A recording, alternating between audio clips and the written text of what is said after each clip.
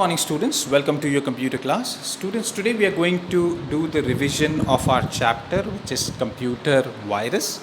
So let's start our revision. So if you remember, I spoke about what is computer virus. So we were talking about virus being a self-replicating software. It attaches itself to other program, infects and destroys the data. It requires no permission. If it wants to install in your computer, it will just get into your system and get installed without your permission or without you knowing it that a virus has been installed in my computer. Similarly, it enters through the infected storage devices and also from the internet. So we also learned about what a virus can do, and we also learned about what a virus can't do. Let's first try to understand what a virus can do. It can infect all executable files. Executable file means we are talking about Excel, Word, PowerPoint, MS Access, and it infects email file attachment. If there is an attachment, there are high chances that there might be virus in it. Pen drives, 99% of the pen drives which we use are always infected with virus, and it has become the prime source of virus spread. We are talking about computer virus here, not the coronavirus. So you might not get confused that how can a coronavirus spread through pen drive, right? So we're not talking about that. So it spreads from one computer to another computer, and it also slows down or stops the computer completely. That is the reason, students, I always recommend you that when you get an email, when you are using pen drives, be very careful. Always scan it with the updated antivirus to ensure there is no virus intrusion in your computer. What a virus can't do? A virus can't affect the hardware components of a computer, and also disk like CD-ROM. It cannot affect the CD-ROM, but it can affect pen drive. So if you have a CD-ROM, which these days I rarely you would see people using CD-ROMs. Most of them use DVDs rather than CDs. But CD-ROM is 100% protected, as well as the computer hardwares are protected from the virus. Now, what are the symptoms of virus? Now, generally when we have technical problem, we get confused with the system virus. What is it? Now, if your system is slow, if it is an erratic behavior, erratic means slow, you're trying to drag the mouse from one end to another, and you would see a kind of a trail the mouse cursor is leaving behind it without you making any changes in the control panel. You can understand that there is a problem, there is a virus in your computer. Your system hanging, suddenly you're working and everything freezes on your computer, and the mouse doesn't work, the keyboard doesn't work. If you try to shut down the system, the shutdown button doesn't work. You can understand that there is a virus. Frequent restarts, when you're working, suddenly the system will shut down and restart itself. You would find strange files appearing on your desktop which you have not created, which you have not saved, or which you have never seen. Suddenly those files will start cropping up in your computer. Or you can see your system crashing. System crashing means not going through proper shutdown process. If you just just power off your system without following the shutdown process, there are high chances that your system hardware might get damaged. So this is what the computer virus does, and these are the symptoms of virus. Now, all the symptoms can sometimes also happens through hardware malfunction also. So that is the reason, until and unless the diagnosis is done, we can't say that there is a computer virus. Now, what are the types of computer virus? First, we are going to talk about the program file virus. It infects executable files and programs. What it does, it loads itself in the memory at the time of execution and gets activated and starts replicating. Replicating means duplicating itself.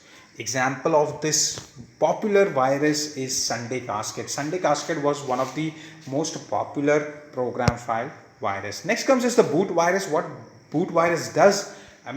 Boot, if you remember, I spoke about, I'm not going to explain in complete details, we're just going to give a gist of it, right? How the booting in the system takes place. If you remember, I talk about the attendance, how the attendance are marked between the different hardware components of a computer to the system, right? That's what we are talking about here. And how does the master record of the system gets affected? So what it does is it infringes with the operating system boot record. So it disturbs the attendance of the record which the computer maintains. and becomes active only when the system is booting. Booting means before the operating system loads, it loads itself in the system. Example is disk killer and stoned virus. Next comes is the types of computer virus. We are talking about macro viruses here. Now what does macro viruses does? It uses another application to distribute themselves. It always infects again the kind of executable files you can say, which is Word, Excel, PowerPoint, Access. Spreads very rapidly. It is very fast, and at just you can say in few minutes it can just corrupt all the files in your computer. Example of this is Melissa and Word Concept. Now we discussed about these two gentlemen. I hope you are able to identify them, right? The Basit brothers, right, of Lahore, Pakistan. Do you remember their name? Right. If you have said Farooq Alvi brothers, then you are right. They are the person behind the brain virus. Next we are going to talk about is a malware. Malware is made up of two words, which is malicious software. This software enters into the computer and damages your program without your knowledge. This program is considered as a trouble causing program, and it can be either a virus, worm, Trojan horse, or a spyware. Now what does malware does? Malware not only interrupts the normal working of the computer but also steals your information. Now what we were learning about till now before this was the virus, which just impacts the system. It's only related to system to create problem with the system. But what does malware does? Malware creates a problem in the system, plus at the same point of time it also takes up your personal information and transferred it to the person who is not authorized to get those information. So in few cases it has also been found that it doesn't interrupt the working of the computer, but in few cases it interrupts as well as steals the information. What are the examples of it? Worms. Now what is worms? It is used to send copies and it spreads rapidly. What it does is it replicates itself. Now we are talking about worm. So here no human action is required from the transferring the infected file. It automatically it will go ahead and it will spread itself. It will replicate without your knowledge. So whatever is happening at the background. You will not even know what exactly is happening. Severely it will harm your computer. It will reduce the speed and has the capacity of bringing the entire network down. So none of the systems in that particular network will work if there is a worm in the network. Next comes the Trojan horse or Trojan. It's kind of a malware that it will appear to be useful, but actually it is not. It causes damage once executed and installed. So when you're trying to install some program, and if this program gets installed along with it without your knowledge, then Trojan horse can be very dangerous. It allows unauthorized user to access your computer. So when you are controlling your mouse, suddenly you will find something else is opening without your knowledge, right? You can understand that your system has got Trojan horse virus installed in it. Now this may also lead to loss of personal information. Next comes the spyware. It secretly gathers the information, popularly known as spy bots or tracking software. It generally gets installed in two conditions: when user downloads something from the internet. Very, very popular. Students, if you're trying to download some games, if you're trying to download some video or a file which is not from the authorized source, you can understand that there will be a spyware or a malware or a virus in that particular program. Now what happens is, or if you get sometimes when you're working on your system, you will see certain attractive pop-ups coming into your system saying that click on accept now, you have won $1 billion, you have won 1 crore rupees, all this kind of information. And the moment you click on it, actually you are giving permission for the spyware to get installed in your computer. This also consumes a lot of memory. It can make your system slow and can compromise your personal details.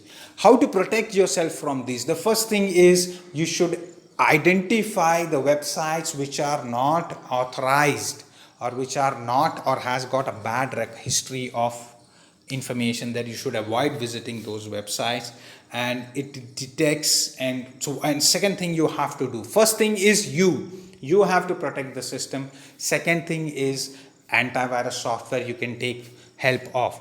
Antivirus software, generally free softwares are not considered that effective when compared to the paid ones. Paid ones are considered better when compared to the free one.